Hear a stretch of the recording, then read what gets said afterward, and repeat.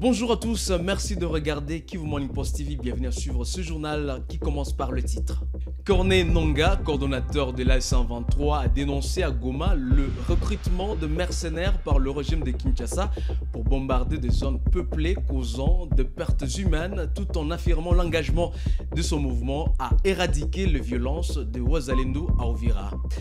Le mouvement Sauvons la RDC accuse Félix Tshisekedi d'avoir détruit le pays et appelle à un dialogue inclusif pour résoudre la crise tout en rejetant la condamnation de Joseph Kabila et le monologue présidentiel. C'est tout pour le sommaire, c'est tout pour le titre, tout de suite les détails.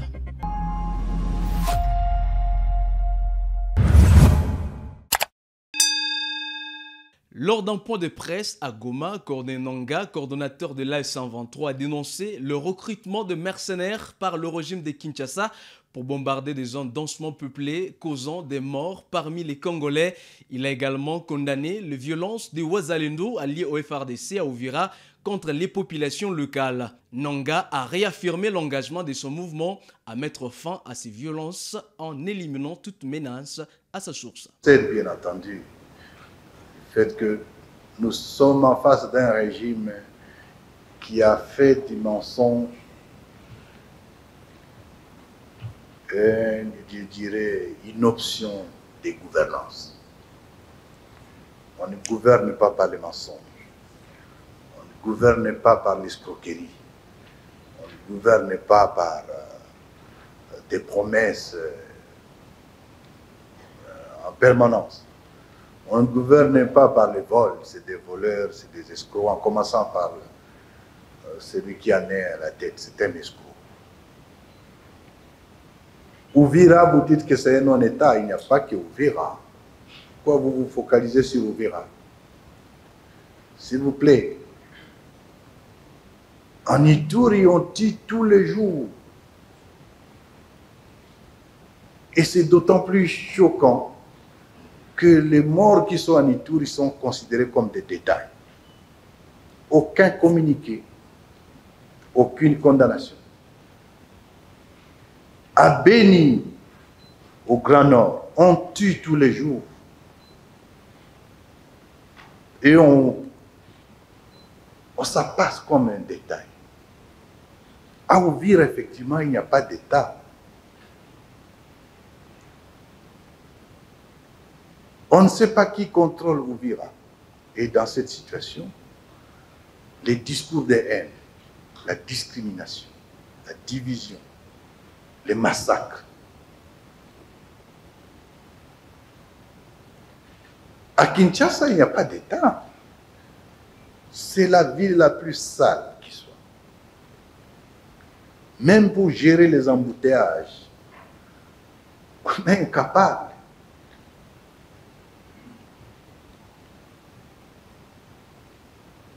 Il n'y a pas d'État, vous l'avez dit vous-même. Le Congo est un non-État. Et c'est l'une des raisons pour lesquelles nous nous battons. On ne doit pas laisser cette situation demeurer comme ça. La situation des non-États, nous devenons un problème pour nous-mêmes, contre nous-mêmes, mais surtout un grand problème pour la sous-région. Parce que là où il y a un non-État, c'est là que choisissent les bandits des autres États pour opérer. C'est la raison pour laquelle vous avez trouvé la coalition des FDLR, les EDF, des LRA, des mercenaires, toutes sortes d'armées du monde vont se retrouver parce qu'il n'y a pas d'État. Vous avez raison. Allons-nous laisser la situation comme ça? Je pense que tout Congolais sensible, vous et nous, nous avons la responsabilité de mettre fin à cet état de chaos. Et M. Tshisekedi incarne justement cette situation de non-État. Pas de gouvernance, détournement, vol, escroquerie, mensonge. Nous avons la responsabilité de mettre fin à cette situation. Le mouvement Sauvons la RDC accuse le président Félix Tshisekedi d'avoir détruit le pays et instauré le tribalisme. Lors d'un point de presse aujourd'hui à Kinshasa, son porte-parole Seth Kikuni, récemment arrêté, a appelé à un dialogue inclusif sous l'égide de la SANCO et l'ECC pour résoudre la crise actuelle.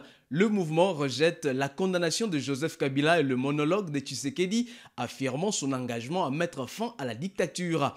Aubin Minaku a, pour sa part, affirmé que Kabila rentrera en RDC par n'importe quelle ville comme Kabiakamwanga, Goma ou alors Lubumbashi. Mais,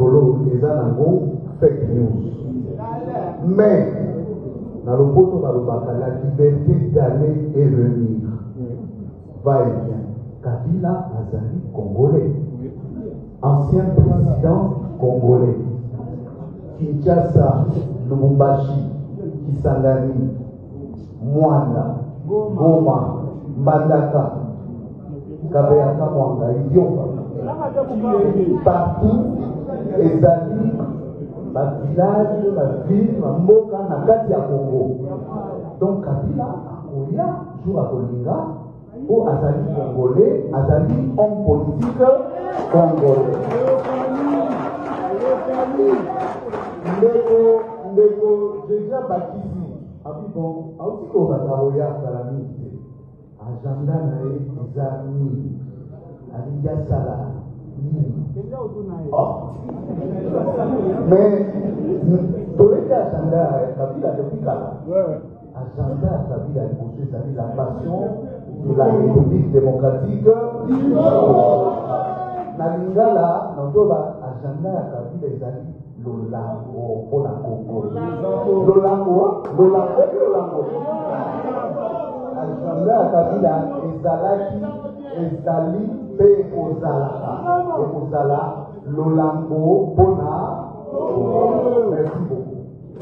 Le Front commun pour le Congo FCC réaffirme son appartenance à la plateforme Sauvons le Congo, initiée par le président Joseph Kabila. Il confirme sa détermination à mettre fin à la dérive dictatoriale du régime Tshisekedi. Le FCC répond favorablement à l'appel des forces politiques et sociales qui soutiennent la feuille de route définie à Nairobi. Lors de sa réunion de ce 23 octobre, le FCC a déclaré être prêt pour dialoguer pour un dialogue national inclusif et s'oppose à tout changement de la Constitution. Sous la direction des camarades Aubin Minaku et Joseph Kapika, respectivement modérateurs et secrétaires de séance, les bureaux politiques du Front commun pour le Congo, élargis aux honorables députés et sénateurs honoraires, s'est réunis ce jeudi 23 octobre 2025 en rapport avec la création du mouvement Sauvons la République démocratique du Congo. Le Front commun pour le Congo, plateforme politique de son Excellence Joseph Kabila Kabange, qui compte en son sein plusieurs regroupements, partis politiques et associations, est membre à part entière du mouvement Sauvons la République démocratique du Congo et cofondateur du mouvement. Soutient cette initiative idoine et se met en ordre de bataille en vue de la tenue du dialogue national inclusif, du refus du changement de la Constitution et mettre ainsi fin à la dictature. Commencé à 11h, la réunion s'est terminée à 13h30. Je vous remercie. La société civile du territoire de Mwenga appelle la population à observer une journée morte ce lundi 27 octobre 2025 de 6h à 15h. Cette décision fait suite à la fermeture de la route nationale numéro 2 au niveau de Boahungu par l'A123, empêchant le passage de produits essentiels. La société civile de Mwenga juge illégale cette décision et plaide auprès de l'A123 de réouvrir la route.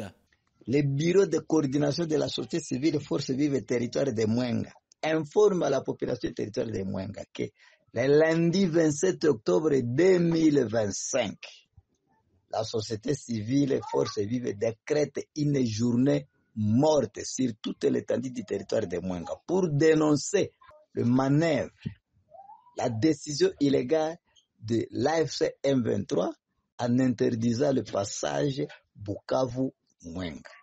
Parce que cette décision illégale, c'est une extermination de la population du territoire de Mwenga qu'il faut dénoncer à tout haut et à haute voix devant les institutions et les instances et la communauté nationale et aussi internationale. C'est pourquoi, pour rehausser notre voix, le lundi, le 27 octobre 2025, est déclaré Mwenga sans activité.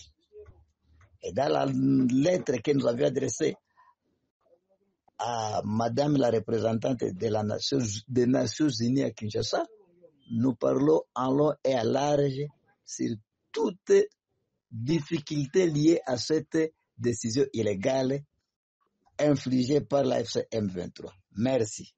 En Ituri, les forces armées de la République démocratique du Congo, FARDC, poursuivent leurs opérations militaires contre divers groupes armés, notamment la coalition des révolutionnaires du peuple CRP, dirigée par Thomas Lubanga à Djougou. La lutte contre l'insécurité dans cette région a engendré un nouvel espoir de stabilité. Les interventions militaires visent à rétablir l'ordre et à protéger les communautés vulnérables face à la violence persistante des groupes armés. Ces actions suscitent des réactions positives au sein de la population locale. Regardez. Sur terrain, les échos des opérations menées par les FARDC contre les groupes armés trouvent un écho favorable dans la population. À Bunia comme à Djougou, les habitants reconnaissent les avancées sécuritaires et saluent l'engagement des forces loyalistes. L'activisme des groupes armés a vraiment baissé. Les routes se sont ouvertes, notamment Mongwalu et Mahagi. J'exhorte les gouverneurs de continuer à s'être lancés. Bon, il y a une accalmie en Djougou, que ce soit à Mambasa, il y a vraiment une accalmie. C'est que nous pouvons encourager nos vaillants soldats, c'est se battre corps et âme afin que la paix soit quelque chose de palpable au sein de notre province qui est l'Ituri. Ouais. Parmi ces voix, celle du pasteur James Biensi. Dans un message fort, il adresse ses encouragements aux soldats au front et appelle la population à coopérer avec l'armée pour consolider la paix. Tout d'abord, nous saluons les efforts que mènent nos militaires. En fait, c'est le choix qu'ils ont fait de défendre la nation, de vivre pour nous faire vivre et de mourir pour nous laisser vivre. Ces hommes, ce sont des héros. Nous saluons leurs efforts et nous les encourageons. Je crois qu'il serait temps, et pour ceux qui ont pris les armes, mais aussi ceux qui sont en train d'appuyer d'une manière ou d'une autre, que nous puissions arrêter ceci.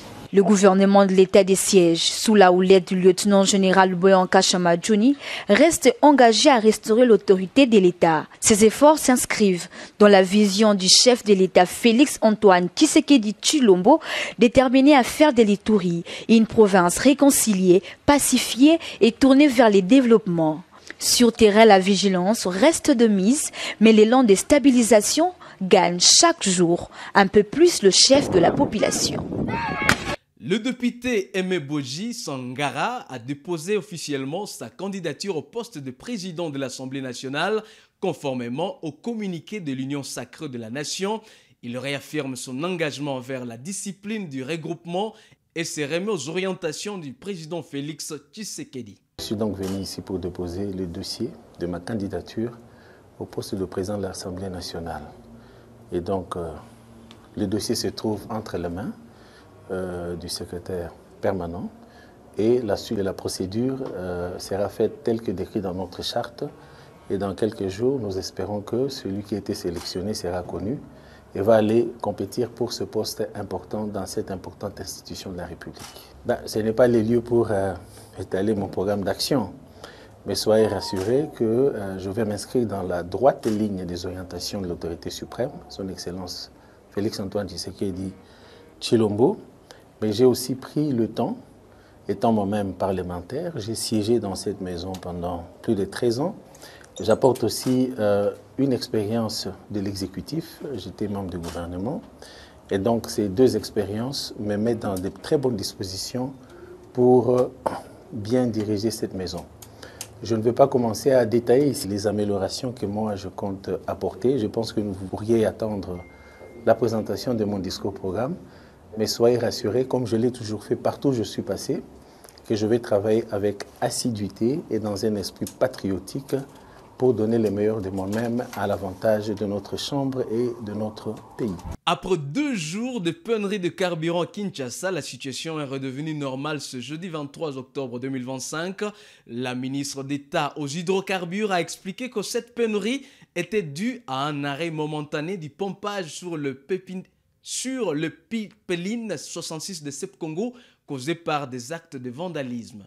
Il n'y a pas pénurie de carburant à Kinshasa, capitale de la République démocratique du Congo. C'est jeudi 23 octobre 2025. La situation est redevenue à la normale dans toutes les stations-service de la ville. Depuis le début de la semaine, de longues files de véhicules ont été observées devant les différentes stations-service de la capitale. Une situation qui a laissé croire à la population à une pénurie de carburant. Informée, la ministre d'État, ministre des hydrocarbures, Akacia Bandoubola Mbongo, a fait savoir dans un communiqué que cette situation résulte d'un arrêt momentané du pompage de produits pétroliers sur le pipeline 66 de Sep-Congo, ce à la suite d'actes de vandalisme des personnes inciviques et malveillantes perpétrés dans la nuit du samedi 18 au dimanche 19 octobre 2025 en perforant la canalisation afin d'en retirer les produits en cours d'acheminement vers le dépôt de Sep-Congo de la ville de Kinshasa. Cet incident a entraîné l'arrêt de pompage de produits pétroliers et a perturbé par la suite leur distribution dans les stations-service pendant 48 heures. Elle a rassuré la population que les équipes techniques de la société Sep-Congo ont déjà obturé les fuites et remis le pipeline en service. La nuit du mercredi 22 octobre 2025, Akacia Bandoubola Mbongo a visité quelques stations-service et a instruit aux gérants de ces stations-service de servir tout le monde, même si c'était un peu tard. Hier, j'ai cru que c'était une pénurie parce que je suis passé par la première rue. En passant par là, j'ai vu aussi autant de véhicules. On nous a servi. Le soir, j'ai lu un communiqué qu'il y aurait un problème de pipeline qui était saboté. Donc, je comprends un peu la situation. Aujourd'hui, je suis ravitaillé. Non, il n'y a pas en tout cas. Il n'y a pas de pénurie. Il y a problème peut-être d'un certain bouchon, le nombre de véhicules dans les mains. Pénurie, je ne pense pas. Il faut poursuivre de telles personnes. Il faut tous les mécanismes pour pouvoir prévoir, hein, pas seulement réprimander, mais en aval. Donc, il faut qu'en aval, qu'il y ait des mesures de précaution. Il faut prévenir que guérir, voilà. mutema mabeka ya biso na biso ba congolais oyo tolingi évolution mboka te bato basali bongo baza déjà ba jaloux ya mboka oyo baza na souci ya vision ya chef de l'état te po biloko nyonso déjà toza déjà kosepela président azosimba déjà bisika moko na moko oyo esatisfaka peuple congolais baza bandoki bato wana oyo bato boyi pipeline wana donc baza mitema mabe po wana eza lokola raccordement ezosunga peuple congolais po tozwa carburant na kimia biso nyonso na biso peuple na bango bakonzi toza korouler na carburant sa carburant to rouler bien te donc faut ko écarter bato wana ba monter coup wana l'état peut faire ba sécurité na nzela wana pourquoi bakende ko tobolango l'état azaki wapi sécurité na nzela ezala bezalaka te faut batia sécurité makasi na nzela po ya bata mitema mabe o balingi pouvoir fache ke malamu ti yango moni bakako tobolango po ta bato bawelela bo essence po bafinga mokonzi mboka ezaba pilani na bato boliwana ya bien te faut baluka mo batia na nzela ba sécurité za makasi en tout cas toza contre babilo kwa bongo to sepe na to biso beto to souffrir eloko bato basali biso sepe na ngote toza contre ba événement bongo toza vraiment contre. La ministre d'État, ministre des hydrocarbures Akacia Bandoubola Mbongo appelle la population congolaise, spécialement celle de Kinshasa, à la vigilance tous azimuts contre les ennemis de la République en protégeant cette infrastructure critique dans l'approvisionnement de produits pétroliers par la voie ouest. Toujours à Kinshasa, près de 800 corps abandonnés dans les morgues attendent d'être enterrés. Le gouvernement provincial prend des dispositions pour organiser des enterrements dignes, a déclaré le ministre de la Santé et porte-parole du gouverneur Daniel Bumba. Cette réaction fait suite à l'alerte du professeur Robert Makoulou, directeur des cliniques universitaires de Kinshasa, concernant 80 corps abandonnés dans sa morgue. Selon le ministre Patricien Ngongo, plusieurs morgues de la ville rencontrent le même problème. Merci pour la question. Je comprends la frustration ou l'inquiétude du professeur Dr Makoulou, que le médecin directeur du clinique universitaire. Mais je vais ici lui rassurer que nous sommes en train de planifier les enterrements de tous ces corps des indigents. Je veux juste vous rappeler, cher Marcel, que dans la ville province de Kinshasa, nous avons plusieurs morgues. Et puis presque toutes les morgues ont de même situation au moment où je vous parle. Nous avons plus de 800 corps des indigents à enterrer. C'est pourquoi j'avais instruit, ayant reçu la lettre de plusieurs structures sanitaires, j'ai directement instruit le DG ou le directeur de la morgue centrale pour qu'il puisse nous faire une liste détaillée de corps dans les différentes morgues pour que nous puissions résoudre ces problèmes une fois pour toutes. Parce que les enterrements se font en vagues. Vous avez dit que par exemple le clinique universitaire c'est 80 corps. Nous avons au niveau de sanatorium plusieurs corps aussi. Nous avons dans d'autres morgues d'Indili et autres. Vous savez, nous recevons comme ça plusieurs correspondances nous interpellant qu'il y a des corps des indigents enterrés. Ce n'est pas plus tard que le mois, il y a 2 mois, je venais de faire la même exercice en enterrant plus de 800 corps des indigents. 1 mois seulement après, les morgues sont encore remplis. Je vais rassurer ici tout le médecin directeur des hôpitaux qui ont des problèmes de ces gens-là, comme le CLIS universitaire, que nous avons déjà mis tout le mécanisme pour que nous puissions commencer à enterrer par vague. Mais ils doivent comprendre qu'il y a des processus. Ce sont les enterrements, vous dites des indigents, oui, mais sur le plan légal, il y a plusieurs phases à parcourir. Vous ne pouvez pas avoir une personne qui est décédée dans la rue, vous le mettez dans la morgue, 3 jours après vous enterrez, non. Il y a plusieurs autres processus, il y a même des commissions qui se réunissent. C'est pourquoi même la loi donne cette habilité ou Et c'est tout pour ce journal sur Kivu Morning Post TV. Où que vous soyez, merci à vous de l'avoir suivi. Restez surtout avec nous.